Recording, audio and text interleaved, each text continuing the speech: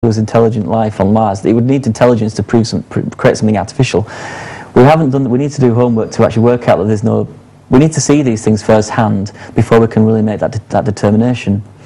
There's been lots of people that have been looking at these things, and from the perspective that Mars has been, someone's been there before us, and we're going to go see some more evidence later on about this actually. But this particular image, I don't know what to make about these, because to me, I'm from a position where I don't know enough about the processes to say that I can't categorically prove that image couldn't be formed naturally. But to me, it does look like a piece of engineering. And there are lots of images on the enterprisemission.com website that you can see for yourself, and which are quite extraordinary, aren't they? There's some fascinating ones, some fascinating stories on there, yeah. Top of my head, I can't think of any. Well, there are lots of things like that, look like engineered pieces. It's something I haven't actually focused too much on, the artefacts on the surface from the Spirit rovers, simply for the fact that there are questions raised by artefacts, evidence of artefacts elsewhere. And so my personal focus has been onto those, and until we can get... Well, we're going to get onto those. Yes, until we can get accountability of NASA and some further investigation into those, then that would basically lead us into looking at images like we've just seen. So to me, I think it's a bit premature to be looking at that, but I'm kind of still happy that people are doing, because we still need to, you know... We need to look at all the evidence. Look at all the evidence, basically. And there is a hell of a lot out there, isn't there? I focus on this and looking at the point of perspective that NASA maybe aren't doing the homework. Or maybe they are, and they just don't want us to see it. Behind the scenes, not sharing the homework, put it that way.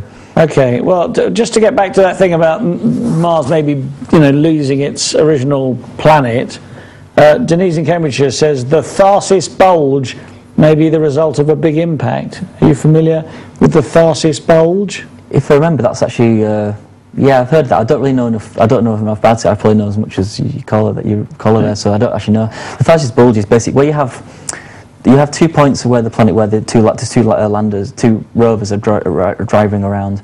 The Tharsis bulge is basically, I think it's the midpoint between the two. Oh, so they're not going to... It's what, as far as I understand it, it's what would have been landmass where you had the oceans. So they've picked, for these landers, they picked what may have been the bottom of oceans? Yeah, yes. Is that because they think there'd be water there? It was never openly mentioned that that's the reason for going there, I don't think, prior to that. But there was speculation from the evidence, from the evidence for water that independent researchers had collated, and Michael Malin and his company had reported on. That evidence was basically in existence when they were coming up with the mission priorities. So it's quite well that they maybe looked at us and thought, well, this is quite a good reason to go there. But I think it was already suspected that it was a former ocean, but not quite. Oh, sorry, the evidence of water. Sorry, the stain marks show evidence of water, but it was believed to be former oceans. And the theory goes is that if you had former oceans there, and it was actually, depending on how recent it was, there's possibly more water under the surface of the rock there, because obviously if the planet was decimated for whatever reason, lost its atmosphere, lost its oceans, the water could still be trapped in the rocks. And the most likely place to look for water would be the lowest points. If they were the bottom of old oceans, they would be the lowest points, wouldn't they? That's correct. So that's why they went there? Possibly. I don't actually know the reasons, but... Okay.